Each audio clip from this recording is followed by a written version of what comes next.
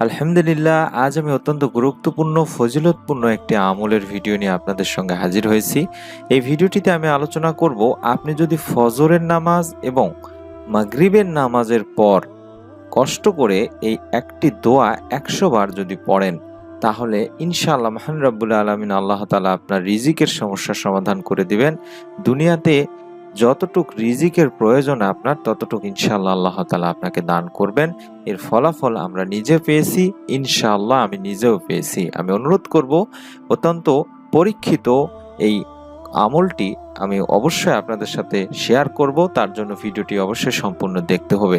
আমি অনুরোধ করছি, যারা এই মুহূর্তে ভিডিওটি দেখছেন, সকলে এই ভিডিওটিতে একটি করে লাইক দিয়ে চ্যানেলটি সাবস্ক্রাইব করে বেল বাটনটি অন করে রাখুন, যাতে করে আমাদের নতুন ভিডিওগুলো আপনার আর মিস না হয়ে যায়। চলুন আমরা সম্পূর্ণ ভিডিওটি থেকে আমলটির কথা জেনে নেই। প্রথমে আমরা ফজরের নামাজের কিছু ফজিলত নিয়ে আলোচনা করব। নামাজ ইসলামের অন্যতম স্তম্ভ। ৫ ওয়াক্ত নামাজই প্রত্যেক মুসলমানের জন্য ফরজ। প্রত্যেক ওয়াক্ত নামাজেরই আল্লাহ তাআলা বিশেষ কিছু ফজিলত দিয়েছেন। এর মধ্যে অন্যতম হচ্ছে ফজরের সালাত বা ফজরের নামাজ। পবিত্র কোরআনে আল্লাহ তাআলা বলেন, নামাজ কায়েম করো সূর্যের ঢলে পড়ার পর থেকে রাতের অন্ধকার পর্যন্ত, এবং কায়েম করো ফজরের নামাজ। নিশ্চয়ই ফজরের নামাজ উপস্থিতির সময়। সূরা বনী ইসরাইল আয়াত ৭৮ দ্বিতীয় পর্বতে বলা হয়েছে। নামাজের মধ্যে যেমন ফজরের রয়েছে বিশেষ গুরুত্ব, তেমনি সময়ের মধ্যে ফজরের সময়ে রয়েছে বিশেষ গুরুত্ব। পবিত্র কোরআনুল কারিমে মহান রব্বুল আলামিন আল্লাহ তাআলা ফজর নামে একটি সূরাও নাজিল করেছেন। সুবহানাল্লাহ। এই সূরার শুরুতে মহান রব্বুল আলামিন আল্লাহ তাআলা ইরশাদ করেছেন, শপথ ফজরের। সূরা ফজর আয়াত ১।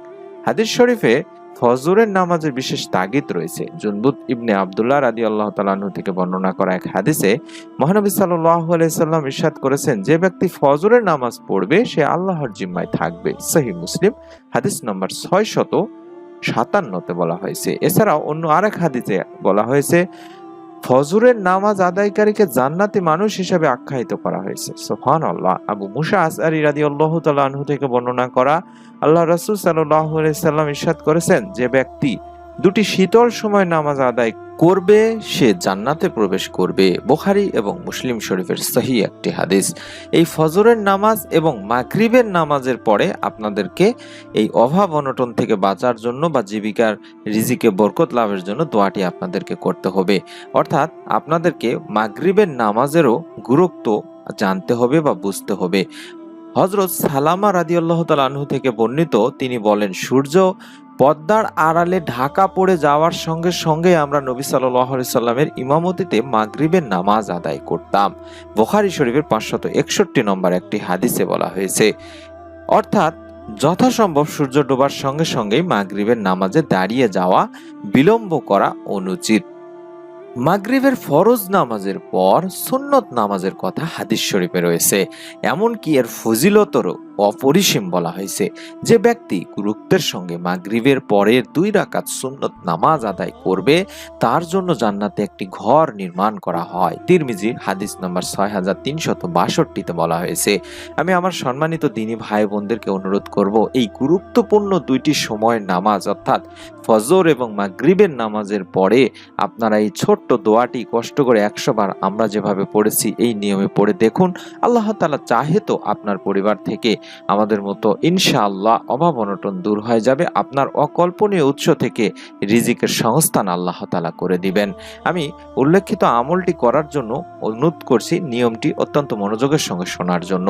আপনারা সকলেই বেশি বেশি ইস্তেগফার বা ক্ষমা প্রার্থনা করবেন। যে ব্যক্তি নিজের জন্য ইস্তেগফার বা ক্ষমা প্রার্থনা আবশ্যক করে নেবে, মহান রব্বুল আলামিন আল্লাহ তাআলা তাকে তার সব দুশ্চিন্তা থেকে মুক্তি দিবেন, সব সংকীর্ণতা থেকে উদ্ধার করবেন এবং তাকে এমন ভাবে জীবিকার ব্যবস্থা করবেন যা তার চিন্তার বাহিরে। সুবহানাল্লাহ। সুনানে নাসাই হাদিস নম্বর ৩৮১৯ বলা হয়েছে। এছাড়া অন্য এক হাদিসে বলা হয়েছে, যে ব্যক্তি বেশি বেশি ইস্তেগফার করবে, আল্লাহ তাআলা তার সব সংকট থেকে উত্তরণের পথ বের করে দিবেন, সব দুশ্চিন্তা মিটিয়ে দিবেন এবং অকল্পনীয় উৎস থেকে তার রিজিকের ব্যবস্থাও করে দিবেন। সুবহানাল্লাহ, সুবহানাল্লাহ। একটি কথা মনে রাখতে হবে দ্বীনী ভাই বোনেরা, যতই ধনী হন বা জীবন প্রাচুর্যময় হোক, অল্পতে আপনাকে তুষ্ট থাকার জন্য এই গুণ বজায় রাখতে হবে। তাহলেই আপনি দেখবেন আল্লাহ তাআলা আপনার যতটুক রিজিক দান করেছেন ততটুকুই আপনার সমস্ত কিছু হয়ে যাচ্ছে। রাসূল সাল্লাল্লাহু আলাইহি সাল্লাম বলেছেন, যে ব্যক্তি ইসলামের দিকে হেদায়েত প্রাপ্ত হয়েছে, যাকে প্রয়োজন মতো অর্থাৎ প্রয়োজন মাফিক রিজিক প্রদান করা হয়েছে এবং যে তাতেই পরিতুষ্ট থাকে, সেই সফল কাম হয়েছে। ইবনে মাজাহ শরীফের 4138 নম্বর হাদিসে বলা হয়েছে। তাই আমাদেরকে অল্প তুষ্টে মানসিক শক্তি বৃদ্ধি করতে হবে। যে কোনো দুঃখ কষ্ট এবং অভাব অনটনে মনোবল অটুট রাখতে হবে। আল্লাহ তাআলার উপর ভরসা করে আপনাদেরকে আমলগুলো করতে হবে এবং সব সময় হৃদয়ে প্রশস্ততা অনুভব করার অভ্যাস করতে হবে। কেননা ধনাঢ্যতা ও দারিদ্রতা মানুষের মনের উপর নির্ভর করে। তাই তো মহান রব্বুল আলামিন আল্লাহ তাআলার রাসূল সাল্লাল্লাহু আলাইহি ওয়াসাল্লাম বলেছেন, প্রকৃত ধনী আত্মার ধনী। বুখারী শরীফের 6446 নম্বর একটি হাদিসে এই কথা বলা হয়েছে। অতএব মুমিনের উচিত হবে দুনিয়ার ধন সম্পদকে বেশি প্রাধান্য না দিয়ে পরকালীন সমৃদ্ধিতে প্রাধান্য দেওয়া। তবে দুনিয়ায় যতটুক প্রয়োজন ততটুক যেন আল্লাহ তাআলা দান করেন, সেই দোয়া আপনাকে করতে হবে। প্রয়োজন অপূরণ থাকলেও কিন্তু ঈমানের বিশুদ্ধ চর্চায় আঘাত লাগে এবং ঋণ অবস্থায় মৃত্যু হতে পারে।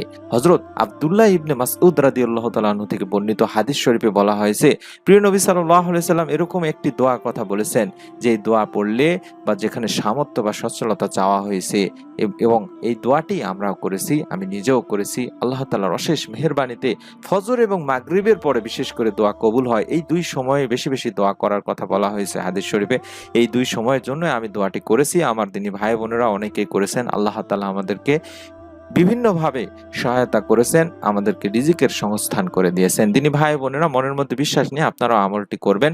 আমি দোয়াটি করার নিয়মটি আপনাদেরকে বলে দিব, দোয়াটি আগে শিখে নিন। দোয়াটির বাংলা উচ্চারণটি হচ্ছে আল্লাহুম্মা ইন্নী আসআলুকাল হুদা ওয়া আতুকা ওয়াল আফাফা ওয়াল গিনা। এই দোয়াটি 100 বার পড়তে হবে। আল্লাহুম্মা ইন্নী আসআলুকাল হুদা ওয়া আতুকা ওয়াল আফাফা ওয়াল গিনা। এই দোয়াটি আপনাদেরকে 100 বার এইভাবে পড়তে হবে। মাগরিবের নামাজের পরে এবং ফজরের ফরজ নামাজের পরে, মাগরিবের নফল নামাজের পরে আপনারা পড়বেন এবং ফজরের ফরজ নামাজের পরে আপনারা পড়বেন 100 বার করে। এই দোয়ার বাংলা অর্থ হচ্ছে, হে আল্লাহ, আমি আপনার কাছে হেদায়েত কামনা করি এবং আপনার ভয় তথা তাকওয়া কামনা করি এবং আপনার কাছে সতীত্ব তথা নৈতিক পবিত্রতা কামনা করি এবং সম্পদ তথা সামর্থ্য বা সচ্ছলতা কামনা করি। সহিহ মুসলিম 2721, তিরমিজি শরীফের 3489 এবং ইবনে মাজাহ শরীফের 3832 নম্বর একটি হাদিস। এবার আপনারা দোয়াটির নিয়মটি শিখে নিন, আমরা যেভাবে আমলটি করেছি ইনশাআল্লাহ। দোয়াটি করার জন্য আপনাকে অবশ্যই ফজরের ফরজ নামাজের পরে যে তাসবিহ তাহলিলগুলো রাসূল সাল্লাল্লাহু আলাইহি ওয়াসাল্লাম করেছেন সেগুলো আপনি করবেন। তারপরে দরুদ শরীফ পড়বেন 100 বার, তারপরে এই দোয়াটি 100 বার, তারপর আবারও শেষে দরুদ শরীফ 100 বার পড়বেন। ঠিক সেইভাবেই আপনাকে মাগরিবের নফল নামাজের পরেও এই আমলটি করতে হবে। 100 বার দরুদ শরীফ, 100 বার এই দোয়াটি পড়বেন, তারপরে 100 বার আপনি আবারও দরুদ শরীফ পড়বেন। এইভাবে আমলটি করুন, ইনশাআল্লাহ মহান রব্বুল আলামিন আল্লাহ তাআলা চাহে তো খুব দ্রুতই আল্লাহ তাআলা আপনাকে রিজিকের সংস্থান করে দিবেন। এমন উৎস থেকে বা এমন জায়গা থেকে বা এমন একটি সুসংবাদ আল্লাহ তাআলা এমন জায়গা থেকে আপনাকে দিবেন, ইনশাআল্লাহ আপনি চিন্তারও করতে পারবেন না, চিন্তারও বাইরে যাবে এবং চলতে ফিরতে সবসময় তওবা ইস্তেগফার করতে থাকবেন, অর্থাৎ আস্তাগফিরুল্লাহ আস্তাগফিরুল্লাহ বলতে থাকবেন। আমি অনুরোধ করছি যারা সহি নিয়তে আমলটি করবেন শুধুমাত্র তারা ভিডিওটিতে একটি করে কমেন্ট করুন, অর্থাৎ নিয়ত করুন আমিন লিখে। আমি আমার সম্মানিত দিনী ভাই বোনদেরকে অনুরোধ করব, এরকম আমলের ভিডিওগুলো অর্থাৎ নতুন ভিডিওতে আমি আরো নতুন কিছু আমলের ভিডিও দিব ইনশাআল্লাহ, পরীক্ষিত আমল যেগুলোতে আমরা ফলাফল পেয়েছি যে দোয়াগুলো পড়ে, সেই ভিডিওগুলো পাওয়ার জন্য এবং সেই ভিডিওগুলো যাতে আপনি মিস না করে ফেলেন তার জন্য আমাদের চ্যানেলটির সাথে থাকার জন্য চ্যানেলটিতে অবশ্যই ভিডিওটিতে একটি লাইক দিয়ে চ্যানেলটি সাবস্ক্রাইব করে বেল বাটনটি অন করে রাখার জন্য বলবো। দয়া করে যারা সাবস্ক্রাইব করেননি ভিডিও দেখে চলে যান, তারা অবশ্যই চ্যানেলটির সঙ্গে থাকবেন তিনি ভাই বোনেরা। আল্লাহ তাআলার কাছে বিশ্বাস করে আপনারা যদি এই দোয়াগুলো করতে পারেন, আমরা যে আমলের দোয়াগুলো দিচ্ছি, যে নিয়মে করতে বলতেছি, যেই সময় করতে বলতেছি, ইনশাআল্লাহ আল্লাহ তাআলা চাহে তো আপনার পরিবার থেকে অভাব অনটন দূর হবে, আপনার রিজিকে বরকত আল্লাহ তাআলা দান করবেন। যতটুকু আল্লাহ তাআলা আপনার আয় রোজগার দিয়ে থাকেন ততটুকুই আল্লাহ তাআলা আপনাদেরকে খুব সুন্দরভাবে চালিয়ে নেবেন। আমি অনুরোধ করছি তার জন্য আমাদের চ্যানেলটির সাথে থাকার জন্য। সকলে সকলে ভালো থাকুন, সুস্থ থাকুন, আমলটি করুন, ইনশাআল্লাহ আল্লাহ তাআলা আপনাদেরকে রিজিকে বরকত দান করবেন। আমিন। আসসালামু আলাইকুম ওয়া রাহমাতুল্লাহি ওয়া বারাকাতুহু।